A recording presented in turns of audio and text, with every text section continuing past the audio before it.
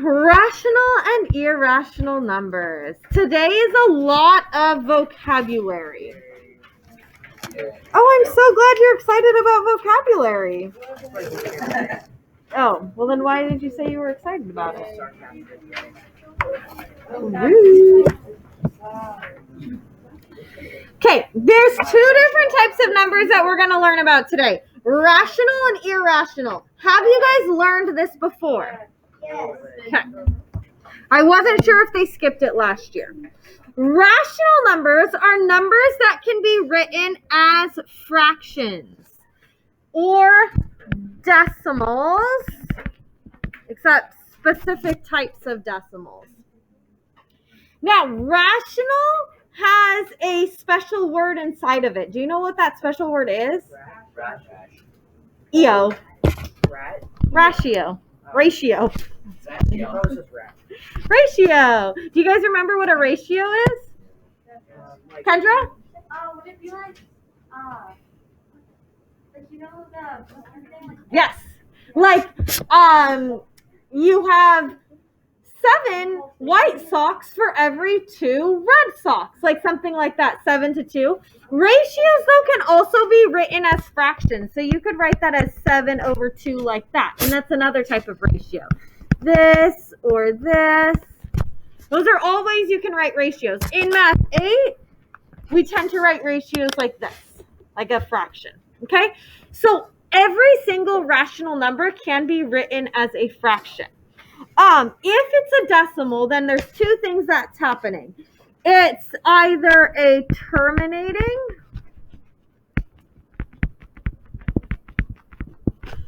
or repeating decimal.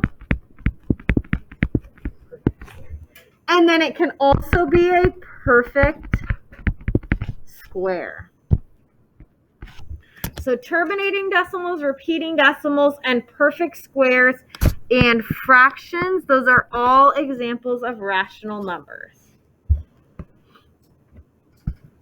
Okay, irrational numbers are numbers that cannot be written as a fraction. And irrational numbers include non-terminating,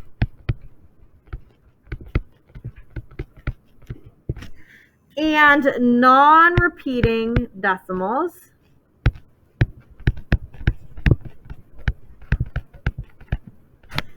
And then the answer key to this says non-perfect squares. I don't think that's a word. In the past, my students told me to write imperfect squares because that's a word, but I don't know. Imperfect squares and non-perfect squares. Squares that are not perfect. Do you guys know an example of a square that's not perfect? A rectangle? Well, that's not a square, so that's true. What's an area of a square that you can't have nice side lengths for? Easy side lengths for. It'd be something that has a decimal. So do you guys remember the other day when I made you draw squares and then you drew like 1 by 1s or 2 by 2s or 3 by 3s like that? So you got 1, 4, an area of 1, 4, 9. But could you have a square with an area of 10? No. That has like perfect integer side lengths? No. So the square root of 10 is not a perfect square. There's nothing that you can multiply by itself to get 10. Same with the square root of 13. There's nothing you can multiply by itself to get 13. And so on. Okay, let's look at some examples. We're going to determine if these numbers are rational or irrational based on the definition. And I want to take you through my thought process of this.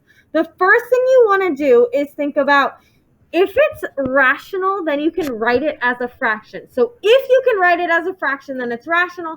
If you can't write it as a fraction, then it's not rational. So negative 12, can you write that as a fraction? Negative 12 over 1. So that's rational. And the reason why is it can be written as a fraction. Yeah, you have to write that.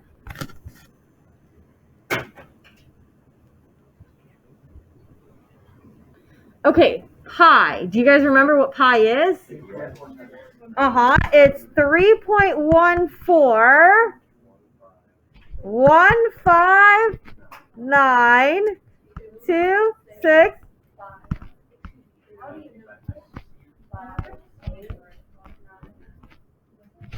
Is that all we know? I only know one more digit. 8979. Okay, so it's a decimal, right? Okay, can this be written as a fraction? No. No, because those decimal points are going to go on forever. They're non-terminating. Is there any repeating in there? I'm pretty sure not. No. There's no terminating. There's no repeating. So what do you guys think? Is it rational or irrational? Irrational. It's irrational. And it cannot be written as a fraction.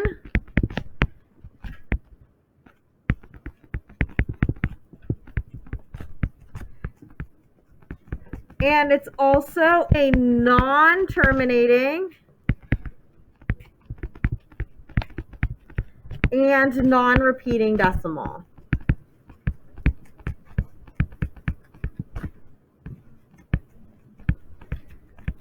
Okay. 0.6. Can you write that as a fraction? Yes. What's that? 3/5. Oh, you jumped ahead a little bit. What about before you got 3/5? Yeah. So 6/10, or that's the same as 3/5. So since it's written as a fraction, is it rational or irrational? Rational. At this point, if you want to write R and I, that's fine as well. And that one, it can be written as a fraction. I'm just going to write fraction. And it's also a terminating decimal. You could have either reasoning. One of those is fine. You don't need to write both. You can say you can write it as a fraction, or you can say that it's a terminating decimal. I'm just writing everything that's acceptable. Okay, 7/8. Can you write that as a fraction? It like literally is a fraction, but people do get that wrong. So it's also, I think, one that I have on your quiz. Maybe. Okay, not that exact number, of course. It is a rational number because it is a fraction. Okay, you want to try some on your own now? You just want to keep going? Oh, okay. Yeah? It says that rational numbers are numbers that can be turned into fractions or decimals. So. Yeah, that's true. And if it's a decimal, it has to be a repeating or terminating decimal. So you can change it into a fraction or a decimal. I just think it's easier to think about it in terms of fraction, because that's really the true definition. I kind of wish that this paper didn't say or decimal. But that's my own thought. Okay, how about 0.12345 What do you think is going to come next? 7, and then 8, and then 9, and then 10 somehow. And then 1 and 1. So this is a decimal. Is it terminating? No, the dots tell me that it's going to go on forever. Is there a pattern? Yes. Okay, yes. Is it a repeating pattern? No. So then is it rational or irrational? Irrational. But it's not repeating, and it's not terminating. Yes. Irrational. Rational. Okay, raise your hand if you think that it's rational. Oh. Raise your hand if you think that it's irrational. Oh, okay, good job. It is irrational because it is non-terminating and non-repeating decimal. Okay, 0.333333333. Raise your hand if you think that it is rational. Okay, hands down. Raise your hand if you think that it's irrational. Oh, we're split. Sorry, Kendra. Okay, let's see. So, 0.3 repeating. Can that be written as a fraction? Yes. What is it as a fraction? 3/9. 3/9. or 1/3. So since it can be written as a fraction, it's rational. Okay. And that one can be written as a fraction. It's also a repeating decimal. So you could say either one of those. Repeating decimal. Okay, square root of 20. That one's a little trickier. We haven't talked about these ones yet. It's 4.5? That's close, yeah. 4.5 is a good estimate. That's what we did in algebra today. Estimated square roots. You just pulled that out. 4.4, a little closer, probably. Okay, true. But did you guys get an exact answer for the square root of 20 when you guessed 4.4, 4.5? No, you can't really. That's just an estimate. If I were to do the square root of 20 on a calculator, I'll do it and tell you what it says. No, it doesn't say error. It says 4.472135955, and then it's just gonna keep going on and on forever and ever and ever. Yes, you were. Is it? Or can it be written as a fraction then? Can that decimal 4.472? No. It can't be written as a fraction because it's non-terminating and non-repeating. So give me a thumbs up if you think it's rational and a thumbs down if you think it's irrational. You guys are doing pretty good at this. It is not rational, it's irrational because as a decimal, it's non-terminating, non-repeating. You can also say that it's a non-perfect square.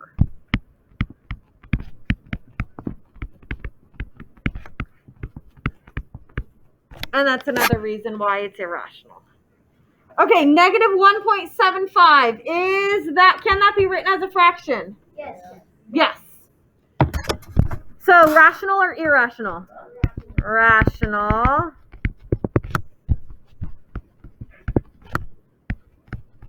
Can be a fraction, or you can say it's a terminating decimal. Either one works.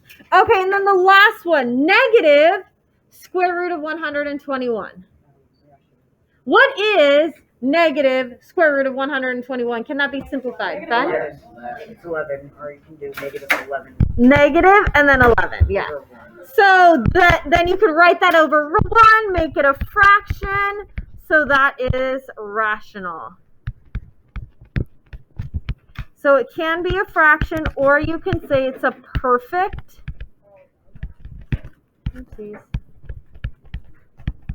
square.